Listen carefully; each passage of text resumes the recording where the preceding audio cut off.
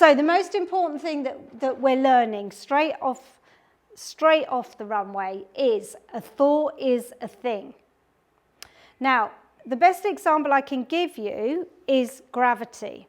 So we can't see a thought, but we know it exists.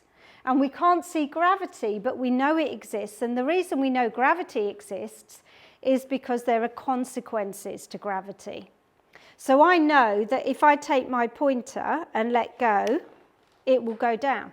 There's not a nanosecond of doubt because of the laws of gravity. I know it will go down. And when we look at, the moon, the whole gravitational pull, the tides, everything, there are laws of gravity. In fact, we can predict the outcome of gravity by, if you take, so let's say I weighed and measured this and I dropped it from that height, and I can measure the velocity and the impact. If I then took that to the top of a 40-story building, I know that if I do these calculations, I can work out the velocity, which will change, and it'll have a bigger impact. And I can calculate that, if I've got all my formulas right, to the minute degree. So there are thoughts that have a bigger impact, even though they all seem like the same thing. The thoughts that have the biggest impact on your health are the thoughts that relate to what you put in your mouth and how much you move your body. They're the ones that are dropping from the 80-story building, the 100-story building. Those have the biggest impact. And we know a thought is a thing because it has a consequence, the same as gravity.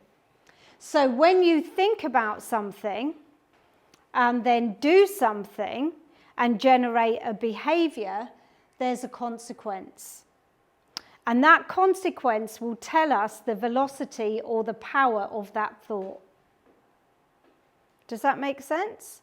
So there are some little thoughts that if you only do once in a blue moon, that will really have minimal impact. But they get the most impact, they get higher and higher and higher up that story building, the more you do them.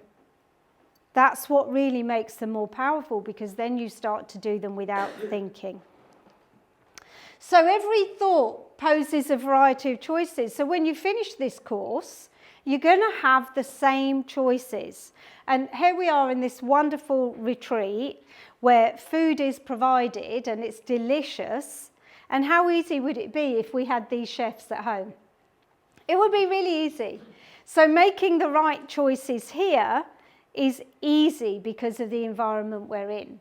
When you're back in your own environment, you're going to have all the same choices that you had before, but maybe some others that you hadn't noticed, and some that you hadn't thought about, and some that you have to generate. But those old choices will still be available to you. If you work somewhere with a vending machine, you're not going to finish this course, this program, and suddenly you go to work and someone's taking the vending machine out. You're going to have a different strategy to be able to walk past the vending machine. But you're still going to have the same choices, but what you are going to have is a more resourceful mindset to be able to deal with that. So here's a really powerful thought that I will remind you of several times. You are free to choose. So when you finish this program, you're free to choose the same things that you did before. But you're not free from the consequence of that choice. Now, when it comes to food choices, I want you to think of it like this. You've got to remember the bog-off principle. When you make a food choice, you eat the food and you get the consequence for free. You cannot eat the food without the consequence. So if you're choosing the sugary donuts, for example, or it might be the greasy fish and chips, or it might be the greasy pizza, it might be whatever it is, when you choose that, it doesn't matter how good it tastes, you're going to get the consequence for free.